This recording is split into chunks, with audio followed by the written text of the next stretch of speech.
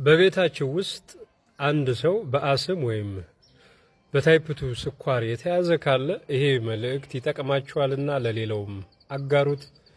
በእናንተ ቤት ውስጥ ለዚህ ችግር የተጋለጠ ሰው ባይኖርም እንግዲህ ሰብአዊነት እስከሆነ ድረስ ሌላ ሰው ችግሩ አጋጥሞት ሊሆን ይችላልና መረጃውን እንደሰማችሁ ወዲያውኑ ለሌላው እንዲደርስ ሸር በማድረግ ያው የበኩላችሁን ድርሻ ተወጡ ነው የምላችሁ። ይሄ ተክል በመሞት ላይ ያሉ ሴሎቻችን መልሰው እንዲያገግሙ በማድረግ ጉልህ አስተዋጽኦ ነው ያለው። በተለይ በአስም ችግር ውስጥ የምትሰቃዩ በአስም ችግር ውስጥ ናችሁ የምትሰቃዩ ግለሰቦች ካላችሁ ይህንን ተክል ሙሉ በሙሉ ትነቅሉና አጥባችሁ ካጠባችሁ በኋላ ቀቅላችሁ በቀን 50 ሚሊ ሊትር በአጠቃላይ 150 ኤምኤል ብትወስዱ ጧት ቀን ማታ አርጋችሁ ማለት ነው ለሶስት ጊዜ አርጋችሁ 50 ሚሊ ሊትር ብትወስዱ በ21 ቀን የአስም ችግራችሁ ይቀረፋል። እንዲሁ ደግሞ መደብ 2 የምንለው የስኳር አይነት ካለ በሻይ መልኩ ብታዘወትሩት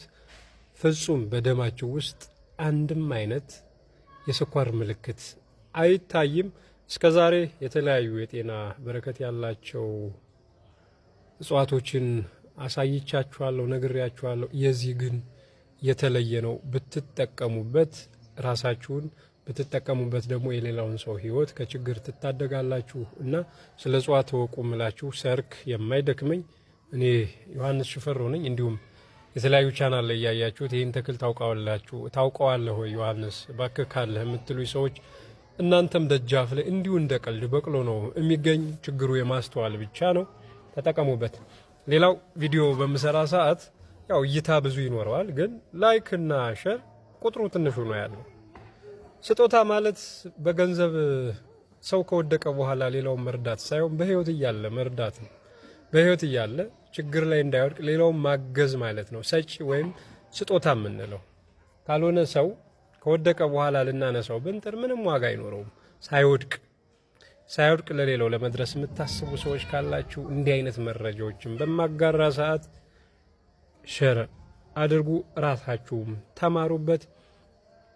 በኢኮኖሚም ደረጃ ብታዩ እንግዲህ ለተለያዩ ሀገራት ይህንን እጽዋት እንዲመለክላችሁን የእጽዋት ውጤቶች ወደ ገበያ ይዛችሁ ብትቀርቡ የራሳችሁንም የኢኮኖሚ ችግር ትፈታላችሁ። እንደተለመደው እኔ የገበሬው ልጅ ዮሐንስ ሽፈራው ነኝ።